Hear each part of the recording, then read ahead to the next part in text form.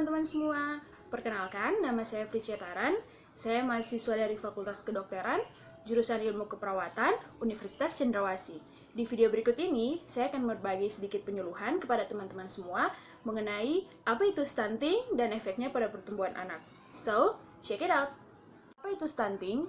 Mungkin tidak semua orang tahu mengenai istilah stunting, dan hanya orang di dalam dunia kesehatan yang paham apa arti dari kata tersebut. Dan tidak semua, dan hanya sebagian kecil saja orang di luar dunia kesehatan yang mengetahui istilah dari kata tersebut. Dan juga ada orang yang beranggapan bahwa stunting merupakan penyakit yang diakibatkan karena gizi buruk. Oleh karena itu, di video ini, saya akan berbagi sedikit penyuluhan kepada teman-teman semua mengenai apa itu stunting, bagaimana gejalanya, apa penyebabnya, dan bagaimana cara mengatasinya pada pertumbuhan anak. Stunting adalah kondisi gagal pertumbuhan pada anak akibat kekurangan gizi dalam waktu yang lama, sehingga menyebabkan anak tersebut lebih pendek atau perawakan pendek dari anak normal seusianya dan memiliki keterlambatan dalam berpikir. Pemantauan status gizi atau yang disingkat PSG pada tahun 2017 menunjukkan prevalensi balita stunting di Indonesia masih sangat tinggi, yakni 29,6%, di atas batasan yang ditetapkan oleh WHO, yakni 20%. Pada tahun 2015, negara Indonesia merupakan negara nomor 4 dengan angka stunting tertinggi di dunia, lebih kurang sebanyak 9 juta atau 37% balita Indonesia masih mengalami stunting. Penyebab stunting berkembang dalam jangka waktu yang panjang karena kombinasi dari beberapa atau semua faktor-faktor berikut ini. Yang pertama, kurang gizi kronis dalam waktu yang lama. Yang kedua, retardasi pertumbuhan intrauterine. Yang ketiga, tidak cukup protein dalam proporsi total asupan kalori. Yang keempat, perubahan hormon yang dipicu oleh stres. Yang kelima, sering mengalami infeksi di awal kehidupan seorang anak. Selain dari kelima faktor tadi, ada juga faktor yang berperan dalam menyebabkan perawakan pendek pada anak, yaitu status gizi ibu, kebersihan lingkungan, pola pemberian makan pada anak, dan juga faktor genetik dan juga hormonal. Jika gizi tidak dicukupi dengan baik, dampak yang ditimbulkan memiliki efek jangka pendek dan juga efek jangka panjang. Efek jangka pendek meliputi hambatan perkembangan, penurunan kekebalan tubuh, dan juga mempengaruhi kemampuan mental dan juga kemampuan belajar tidak maksimal. Sedangkan efek jangka panjang meliputi obesitas, hipertensi, osteoporosis, penurunan toleransi glukosa, dan juga penyakit jantung koroner. Untuk mencegah stunting, konsumsi protein sangat mempengaruhi pertambahan tinggi dan juga berat badan anak di atas 6 bulan.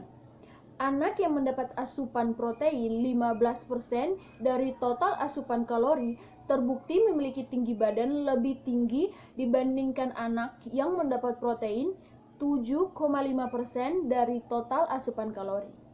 Stunting sering terjadi akibat kurangnya asupan nutrisi pada 1000 hari pertama anak.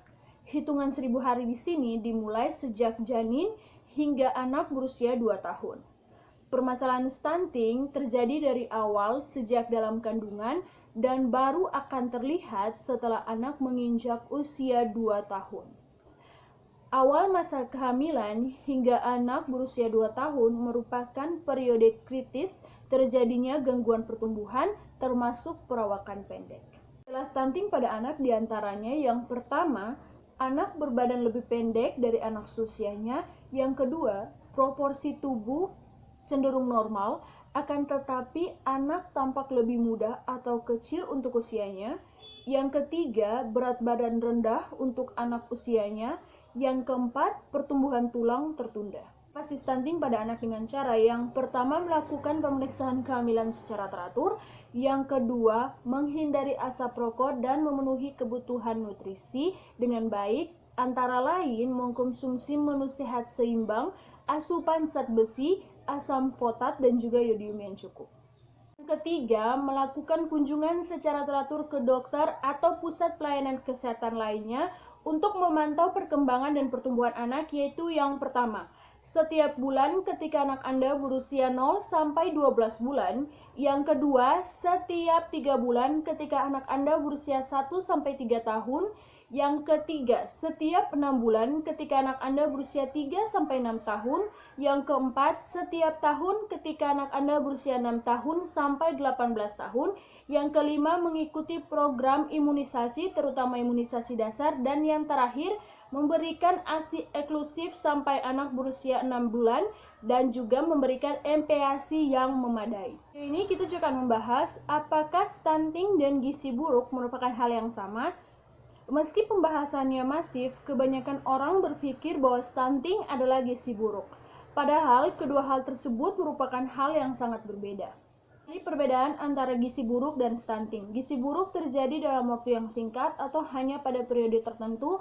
Contoh, seperti saat terkena musibah, gempa bumi, banjir, dan lain-lain, anak tersebut akan mengalami kondisi gizi buruk akibat makanan yang dikonsumsi berkurang dan tidak bergizi. Dan gizi buruk juga terjadi karena depresi ekonomi yang menyebabkan kelangkaan makanan dan kemiskinan yang melanda suatu daerah. Sedangkan stunting merupakan kondisi gagal tumbuh pada anak yang diakibatkan karena kurangnya asupan nutrisi sejak awal kehamilan yang dimaksudkan dalam jangka panjang. Juga pertanyaan-pertanyaan bahwa bagaimana jika gejala stunting baru terlihat ketika anak sudah berusia lebih dari 2 tahun? Apakah sudah tidak ada harapan? Bukan berarti anak stunting lebih dari 2 tahun ke atas sudah tidak ada harapan. Ia juga bisa tumbuh meski lebih pendek dari teman-teman sebayanya, namun pemenuhan nutrisi sehari-hari harus lebih diperhatikan dan lebih diwaspadai sehingga anak tersebut tidak terkena obesitas.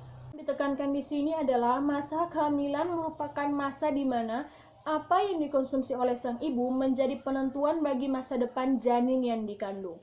So, bagi para moms yang sedang dalam masa kehamilan, tolong untuk lebih cermat memperhatikan makanan yang dikonsumsi, apakah gizinya sudah cukup untuk tumbuh kembang si kecil kelak. Jika anak sedang dalam masa pertumbuhan, dimohon agar memberikan gizi yang tepat dan juga membawanya secara teratur ke dokter untuk memantau perkembangan dan pertumbuhan anak agar anak tersebut bisa tumbuh menjadi anak yang cerdas dan cekap tanggap, aktif saat bersekolah nanti. Dan penjelasan yang dapat saya berikan mengenai stunting dalam video ini, mohon maaf jika ada kata-kata yang tidak berkenan bagi teman-teman semua, dan juga saya harapkan bahwa video ini bisa bermanfaat bagi teman-teman semua dan juga bisa menambah pengetahuan.